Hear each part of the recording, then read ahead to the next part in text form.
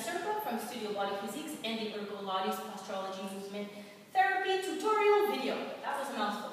Okay, here we're going to be looking at a movement called, it's from a traditional reformer exercise. It's one of our best exercises that I find that we've added into the repertoire of Ergolates. It's what we call the Peekaboo. So I've already placed the special grips that we need.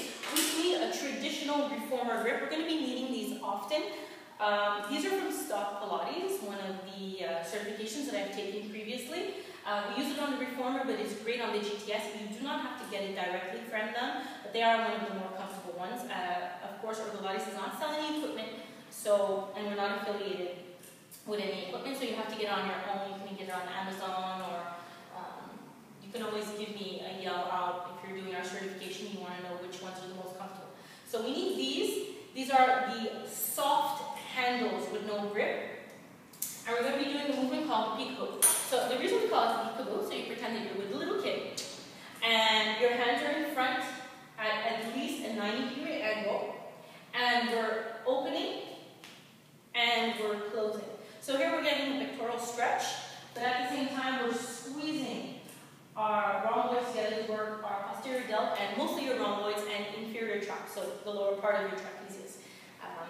Here, what's really ideal is that if people have forearm issues or wrist issues, they're not actually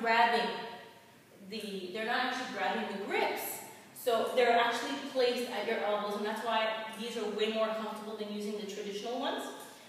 And also, the advantage is, of course, we can do our leg circles, and we're looking at in other videos. Here I placed it at level 3. You can, of course, start at level 1, level 2, depending on the strength of your client. A little tip: when I do not place my grips in an X, my pulleys, there is less resistance, but I'm also working my posterior deltoids less. So let's say I grip them and they're in line with the pulley. As I open, yes, I'm going to be working my rhomboids and stretching my pectorals, but I won't get the angle that I need to activate my posterior delts, the back of my shoulders, as much.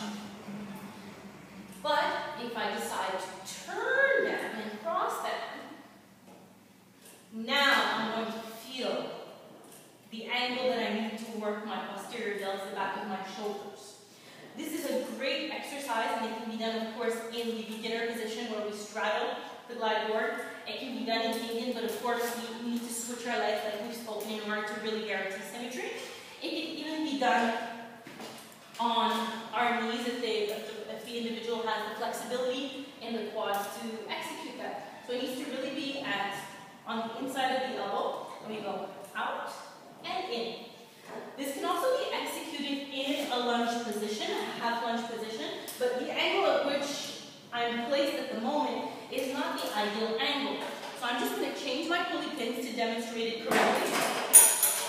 Of course, without saying in the Ergolates certification, if I'm in the half lunge position, I want to do 2 sets or 4 sets in order to make sure that I'm keeping symmetry involved in every single movement so the body can heal itself. So here, I'll be able to straddle, place the grips at my inner elbows, make sure that I'm at the right level, and now I can do it in a half lunge position. This is not recommended for someone who's a beginner. This is recommended for someone who's been doing the Pilates and Ergolates repertoire for a while, has really good transverse activation, are comfortable on the glide board, and want to work additional stabilizers in their legs along with their posture. So, I have demonstrated beginner, intermediate, and advanced levels on the Peekaboo with the Total Gym Sports GTS machine. So for additional information, you can see us at our 2 websites, Body Physics or Ergolates. So this has been a tutorial video